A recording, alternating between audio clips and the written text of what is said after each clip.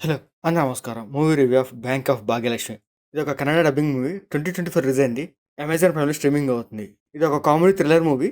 Thrilling scenes కన్నా comedy సీన్సే చూడడానికి ఒక్కొక్కలాగా అనిపిస్తాయి. అంత ఇంట్రెస్ట్‌గా కూడా ఏముండవు. స్టోరీ పాయింట్ బావుంటది. కానీ స్క్రీన్ ప్లే చాలా వరస్ట్‌గా ఉంటది. స్టోరీ వెళ్ళే కొద్దికి బోరింగ్ అనిపిస్తే గానీ ఎక్కడ ఇంట్రెస్ట్‌గా అనిపించదు. ప్రతి సీన్ కూడా అలాగే ఉంటది. ఒక స్టేజ్ వచ్చేసరికి ఏంది మూవీ ఇలా వెళ్తుంది అనిపించేలాగా ఉంటాయన్నమాట. ఆ కామెడీ సీన్స్ కూడా అసలు ఏం వర్కౌట్ అవ్వలేదు. ఇంకా ఈ మూవీ స్టోరీలోకెళ్తే కనక ఒక దొంగ. ఏదో చిన్న చిన్న దొంగతనాలు చేసుకుంటా ఉంటారు. కనక అండ్ వాళ్ళ ఫ్రెండ్స్ అందరూ కలిసి ఒక బ్యాంక్ రాబరీ చేయాలని ప్లాన్ చేస్తారు. అదే టైంలో ఎలక్షన్స్ ఉండటం వల్ల పోలీసులందరూ ఎలక్షన్ హడావుడిలో ఉంటారు. సో, మనం రాబరీ చేసి ఈజీగా తప్పించుకోవచ్చు అని ప్లాన్ చేస్తారు. ఆ ప్లాన్ ప్రకారంగా కనక అండ్ వాళ్ళ ఫ్రెండ్స్ బ్యాంక్ రాబరీ చేయడానికి బ్యాంక్‌లోకి వెళ్ళినప్పుడు బ్యాంక్ లాకర్ ఓపెన్ చేస్తారు. కానీ ఆ బ్యాంక్‌లో ఒక్క రూపాయి కూడా ఉండదు. సరే డబ్బు లేదు కదా అని చెప్పి ఆ బ్యాంక్ నుంచి బయటపడడానికి ట్రై చేస్తారు. ఈ లోపులో ఆ బ్యాంక్‌కి సంబంధించిన డోర్ లాక్ అయిపోతది. ఇంకా వాళ్ళు బయటికి వెళ్ళలేక లోపలే ఉండాల్సొస్తది. అదే టైంలో ఇన్ఫర్మేషన్ పోలీసులు తెలిసి పోలీసులు కూడా ఆ బ్యాంక్ మీదకి అటాక్ చేస్తారు. ఇంకా కనక వాళ్ళ ఫ్రెండ్స్ ఆ పోలీస్ నుంచి ఎలా తప్పించుకున్నారు అనేది ఈ మూవీ స్టోరీ.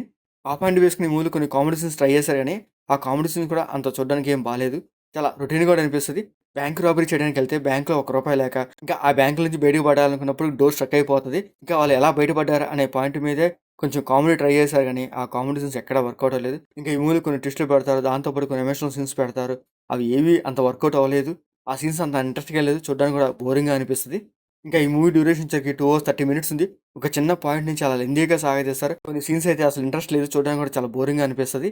ఇంకా క్లైమాక్స్ కూడా అలాగే ఉంటది. ఒక రొటీన్ క్లైమాక్సే పెట్టుకున్నారు. ఆ రొటీన్ క్లైమాక్స్‌తోనే ఈ మూవీ ఎండ్ చేసేస్తారు. ఇంకా ఈ మూవీలో కనకాక దీక్షిత్ శెట్టి చేశాడు. తన క్యారెక్టర్ బాగుంటది. తన యాక్టింగ్ పర్ఫార్మెన్స్ కూడా పర్లేదు. ఏదో ఒక్కొక్కలాగా అనిపిస్తది. ఇంకా ఈ మూవీలో మ్యూజిక్ గాని, బీజీఎం పర్లేదు. ఒక్కొక్కలాగా అనిపిస్తాయి. ఇంకా ఈ మూవీ టెక్నిక్ కూడా అంతగా ఏం బాలేదు. ఇంకా ఈ మూవీలో బ్లడ్ సీన్స్ కానీ, అడల్ట్ సీన్స్ కానీ అట్లాంటివి లేవు. ఈ మూవీ ఓవరాల్‌గా అయితే పర్లేదు. ఏదో ఒకసారి చూడొచ్చు. అమెజాన్ ప్రైమ్‌లో స్ట్రీమింగ్ అవుతుంది. మీకు నచ్చితే చూడండి. లేకపోతే లీవ్ ఇట్. మీకు మా వీడియోస్ నచ్చితే లైక్ చేయండి, షేర్ చేయండి, సబ్స్క్రైబ్ చేసుకోండి. Thank you for watching.